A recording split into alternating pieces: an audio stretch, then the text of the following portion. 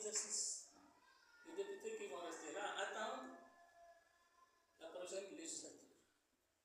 Donc on aura la paix entre les deux. Et il faut aussi que cela aboutisse à un résultat.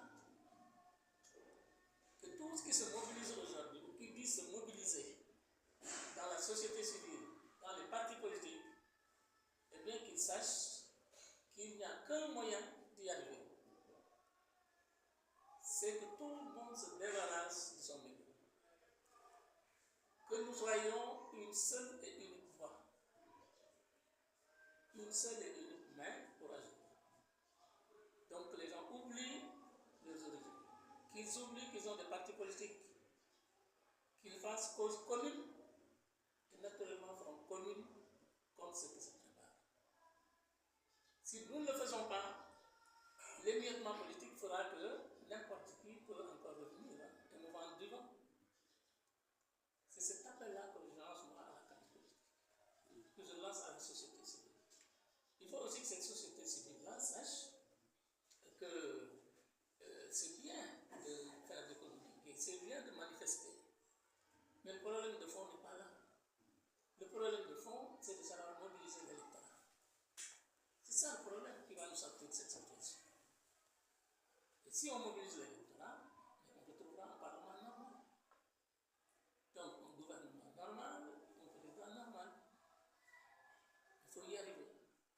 C'est ça notre difficulté, encore une fois, et c'est ça qui nous attend. Donc pour y arriver, je pense, du temps qu'on n'avait précisément pas. Vous savez, c'était une dissolution de l'Assemblée.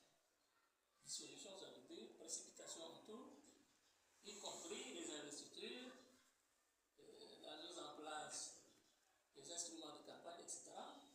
Et un maire qui s'engage déjà ailleurs, pour qu'ils reviennent ici, ce n'est pas bon pour leur image. C'est pourquoi d'ailleurs, nous, on ne les a pas sollicités. On les a compris et on les a laissés là où ils sont. Sachant que l'essentiel, c'est que là où ils sont, ils nous représentent et que surtout, que les partis soient visibles.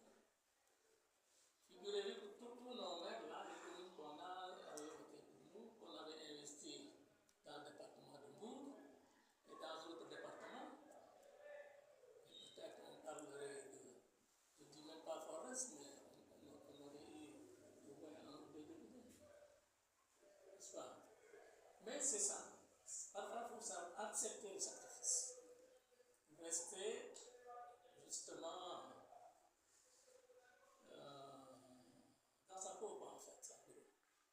Et puis rester aussi ce qu'on a toujours été, c'est-à-dire des hommes de parole. Et des hommes aussi qui savent ce que le discernement veut dire. C'est au nom de tout ça que nous sommes allés ainsi dans les élections avec des relations très honorables. Ça, c'est évident. Ça ne date pas d'aujourd'hui. Nous l'avons dit une fois, lui-même le sait. Il va nous entendre. C'est sur l'union minière. Donc, il le sait lui-même. Donc, je pense qu'il n'y a pas lieu de bloquer un peu là-dessus. Nous l'accompagnons. Nous l'accompagnons déjà. Je vous signale que c'est dans cette salle que nous avons décidé, avant l'élection présidentielle, en partie de voter pour nous. Un séminaire. Il y avait tout le monde. La salle était archi-comble. Pour qui voter? Diomaye ou pour Amadouba? On était dans le Sénégal. Beno le Pierre. Et on a laissé tout le monde voter là où il veut voter. On n'a pas sorti de communiqué officiel parce que ce serait risqué de tomber dans la contradiction. On laisse tout le monde voter là où il veut. Et je sais que la majorité ici avait décidé de voter pour Diomaye. Mieux, nous avons travaillé même avec le Diomaye président de l'époque.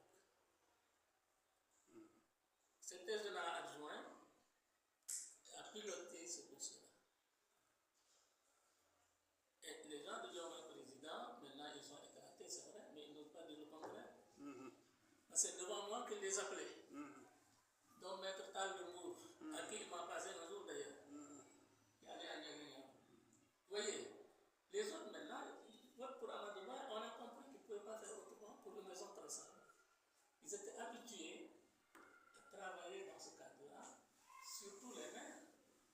Il suffit des maires qui étaient, que l'on sache, il y a beaucoup plus haut aujourd'hui dans ce Sénégal-là que des revendications salariales. Il y a beaucoup plus haut. Et cela, c'est la nation qui est dans cette déliquescence. Il faut donc qu'ensemble, chacun fasse le sacrifice nécessaire